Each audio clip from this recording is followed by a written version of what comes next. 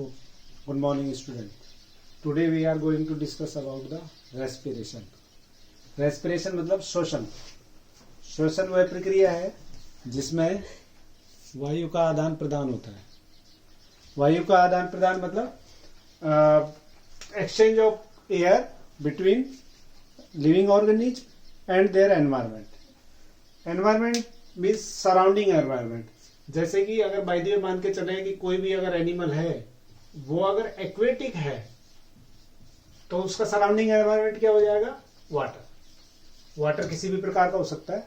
Fresh water हो सकता है, मैरिन वाटर हो सकता है. अगर कोई एनिमल ऐसी बॉडी में रह रहा है जो कि रेन वाटर हार्वेस्ट करती है तो उसमें फ्रेश वाटर होगा, और अगर वो ओशियन या सीज में रह रहा है तो वो मैरिन वाटर होगा, यानी सैलाइन वाटर होगा. अब श्वसन के बाद अगर देखें तो there are two type of respiration. वहां दो प्रकार के श्वसन हैं एक्सचेंज के हिसाब से. एक तो है ऑक्सीटिक मीन्स ऑक्सिक श्वसन, और दूसरा है अनऑक्सी श्वसन. एक ऑक्सी श्वसन और दूसरा अनऑक्सी. एनऑक्सी, एना का मतलब होता है एब्सेंट. एब्सेंट किसका? अनऑक्सी, ऑक्सीजन की अनुपस्थिति में. और दूसरा ऑक्सी, ऑक्सी का मतलब ऑक्सीजन की प्रेजेंस में.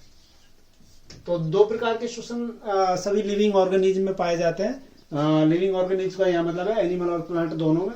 तो जिसमें ऑक्सीजन की प्रेजेंस में रेस्पिरेशन हो रहा हो उनको ऑक्सी श्वसन कहेंगे, और जिसमें ऑक्सीजन की एब्सेंस में होता है उसको अनऑक्सी श्वसन कहेंगे.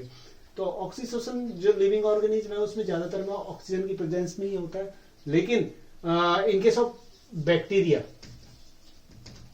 ईस्ट मीन्स फंगस, कुछ ऐसे एग्जाम्पल है जहां पर ऑक्सीजन की जरूरत नहीं होती और वहां ऑक्सीजन की अनुपस्थिति में, या आप अगर देखें तो कुछ पैरासाइट एनिमल्स होते हैं, परिजीवी होते हैं जो ह्यूमन बींग्स में या अदर जितने भी एनिमल्स हैं उनकी बॉडी के अंदर रहते हैं. तो बॉडी के अंदर जो एनिमल्स रहते हैं उसमें किसी भी एनिमल में फ्री ऑक्सीजन नहीं होती. तो फ्री ऑक्सीजन की एब्सेंस में वो ऑक्सीजन की अनुपस्थिति में ही श्वसन करते हैं, तो उनको कहते हैं अनऑक्सी रेस्पिरेशन. अब श्वसन की जो प्रक्रिया है वो बेसिकली तीन टाइप में डिवाइड की गई है, तीन पार्ट्स में डिवाइड की गई है. तीन पार्ट्स का मतलब, एक श्वसन मतलब exchange of gases between surrounding environment and their respiratory organ. जो भी चीफ रेस्पिरेटरी ऑर्गन है, जैसे अगर ह्यूमन बीइंग की बात करें तो लंग्स अपना मुख्य श्वसनांग है. अगर अपन फिश की बात करें तो वहां पर गिल उसका श्वसनांग है. अगर लोअर एनिमल्स में चले जाते हैं तो वहां पर स्किन उनका बेसिक जो रेस्पिरेटरी ऑर्गन होता है.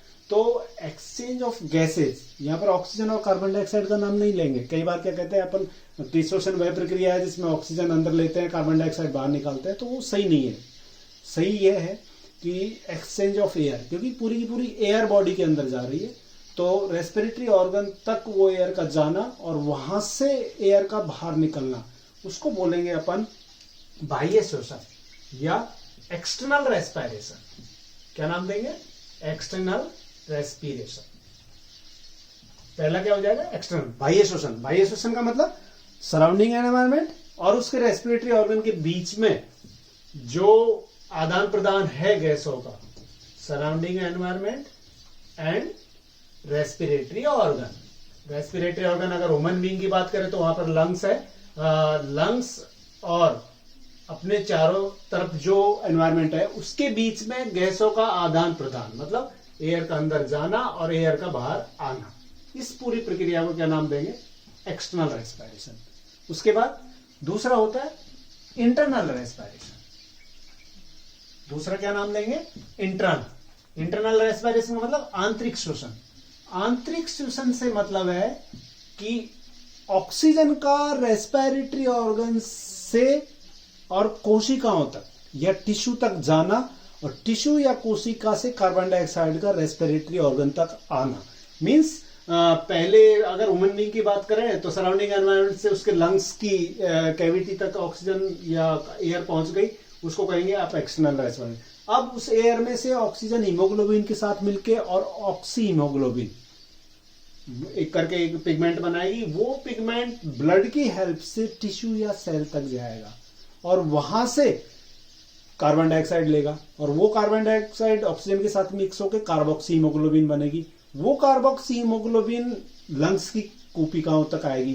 तो रेस्पिरेटरी ऑर्गन और सेल के बीच जो आदान प्रदान है किसका, ऑक्सीजन और CO2। यहां पर अब आप नाम लेंगे ऑक्सीजन और CO2। ऑक्सीजन ऑक्सी हीमोग्लोबिन के रूप में कोशिका तक जाएगी, वहां पर कोशिका से कार्बन डाइऑक्साइड होती है, वो हीमोग्लोबिन के साथ मिक्स कार्बोक्सी हीमोग्लोबिन बनेगी, वो लंग्स तक आएगी। तो ये इस प्रकार का एक्सचेंज है between the respiratory organ and cell, that is known as internal respiration. इसको क्या कहेंगे, आंतरिक श्वसन। तो बाह्य श्वसन, आंतरिक श्वसन।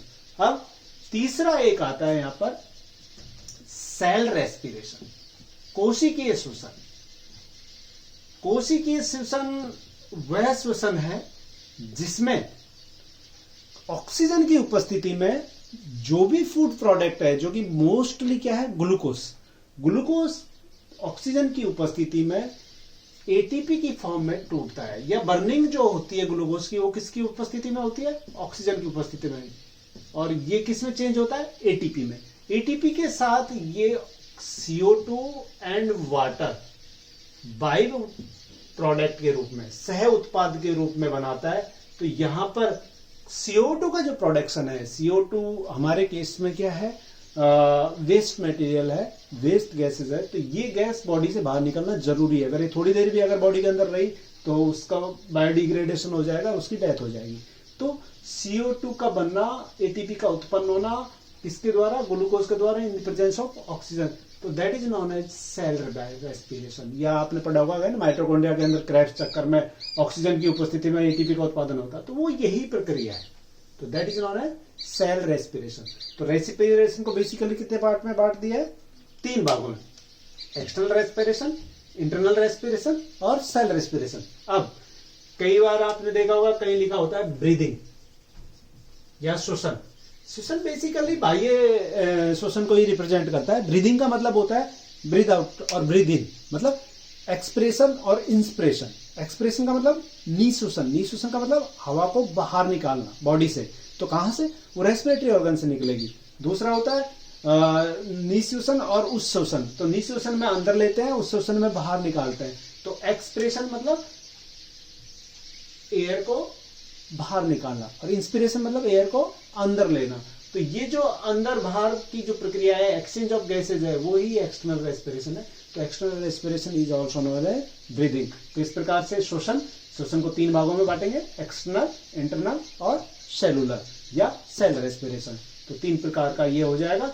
उसके बाद अगर ऑक्सीजन की उपस्थिति में हो जाए तो ऑक्सीबायोटिक, मतलब ऑक्सी श्वसन बोलेंगे उसको। और अगर वो ऑक्सीजन की अनुपस्थिति में हो रहा है तो उसको बोलेंगे अनऑक्सी श्वसन। तो इस प्रकार से 2 कैटेगरीज में डिवाइड करते हैं उसको, और 3 टाइप्स में डिवाइड करेंगे ऑक्सीजन को, प्रेजेंस की उसमें और एब्सेंस की उसमें। ठीक है, थैंक यू।